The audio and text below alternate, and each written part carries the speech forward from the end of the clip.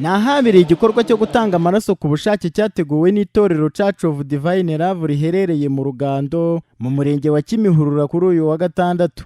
Ni igikorwa iri torero risanzwe rikora kandi rikanakora ubukangurambaga bwo gutanga amaraso ngo kuko utanze amaraso aba atanze ubuzima. Ngewe iyi ni inshuro ya 16 hanze amaraso. Mbese muri make gutanga amaraso ni igikorwa cyiza cy'ubufasha budasanzwe kuko ubuzi kuri gufasha abantu bose abuzi n'abutazi bari igikorwa cy'urukundo. Niyo mpamvu dukomeza kugira uyu mucyo wo ku bwanjye mbona ari igikorwa cyiza kuko kino ni igikorwa cy'urukundo ahubwo n'abandi banyarwanda bose n'izindi sectors zose zitandukanye bakwigira kuri iri torero bagasensibiliza abatuye igihugu bayatanga ku bwinshi. Prosper Nimbeshaho ushinzwe ibikorwa by'ubuzima n'iby'ubukangurambaga muri iri torero arasobanura urugendo rwo gutanga amaraso ku bushake.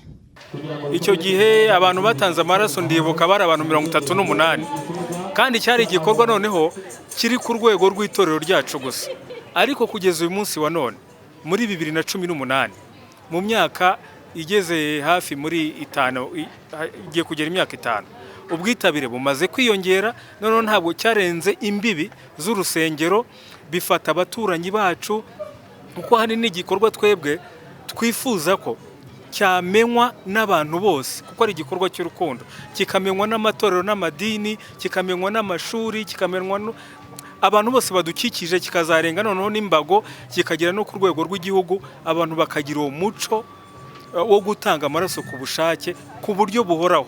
Namahoro Yvette umwe mu baforomokazi baturutse mu kigo cy'igihugu gishinzwe ubuzima RBC ashimira avuga ko iri torero ryagize umusanzu kandi wagize umusaruro uhagije. Nawe yemera ko utanze amaraso aba atanze ubuzima kuko ngo nta mashini bahiyakora.